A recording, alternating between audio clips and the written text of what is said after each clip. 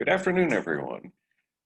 This short video is a reference to a question that I received in email having to do with a substitution method.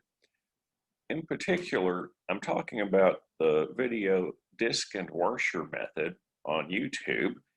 If you look at the video at about 32 minutes, 10 seconds in, you'll see the integral that I'm talking about.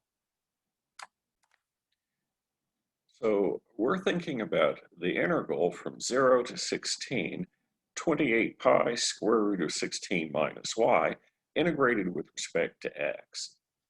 Since the 28 pi is a constant factor, I can pull it out in front of the integral and only worry about what's left. We're going to make a change of variables to find the antiderivative. The way I usually do this is I find the antiderivative, and when I've got it, I re-express it back in terms of the original variable. So I'm not going to worry about changing the limits of integration to being expressed in terms of the new variable. So what we're going to do is this.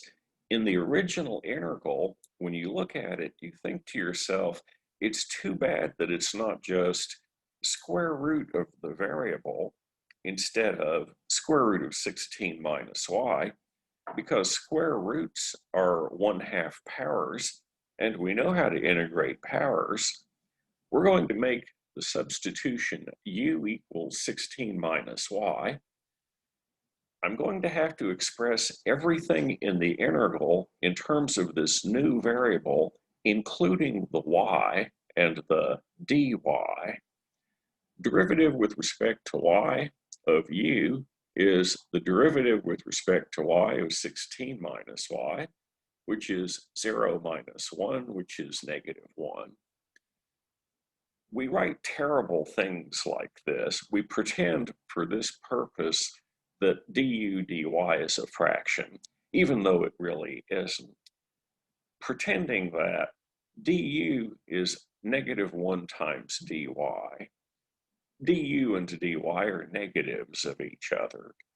So I can think of dy as being -1 times du.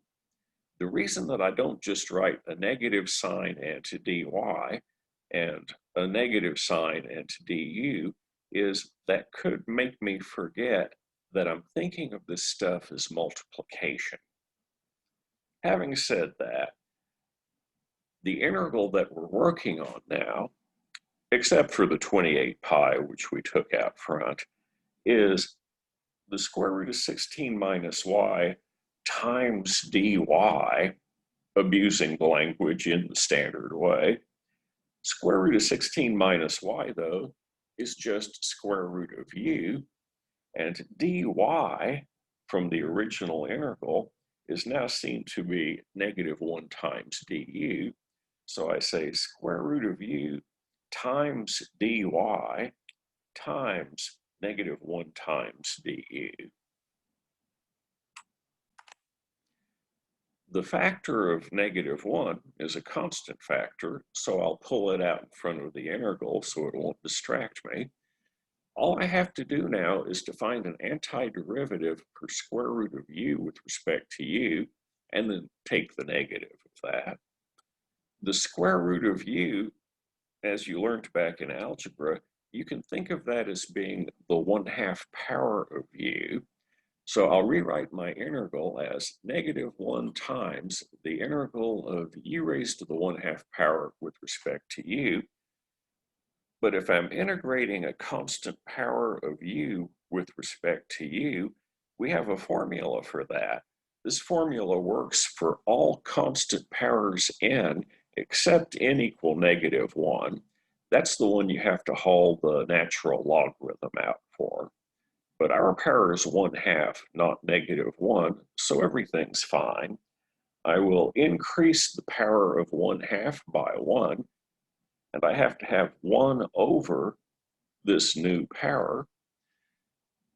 1/2 plus 1 is 3/2, so the power on the u is going to be 3/2, and this number is going to be 1 over 3/2, the reciprocal of 3/2.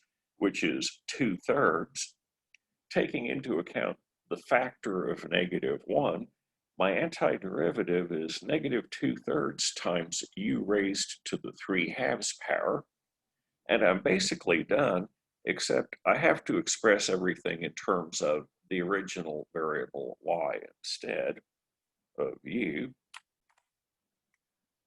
but that's no problem. U is 16 minus y, so my antiderivative is -2/3 times the 3/2 power of 16 minus y with the 28 pi factor as well.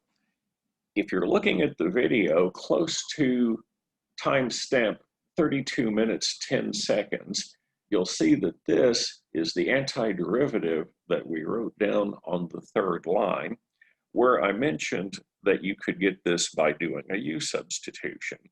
So we now see all the gory details on how to do that. Two last things. Firstly, I hope this helps. And secondly, I hope this convinces you that I'm totally serious. If there's a thing that you don't understand or is not clear, feel free to ask about it, and I'll tell you more than you probably wanted to know about it. I'm going to prepare a little take-home test for us. You'll have a week to do that. I'm planning on getting that online in the morning. If I don't do that, it'll be Saturday morning at the latest. Again, if anything is not clear, ask about it, and I'll tell you everything you want to know. I hope everyone has a good afternoon. I'll talk to you again soon.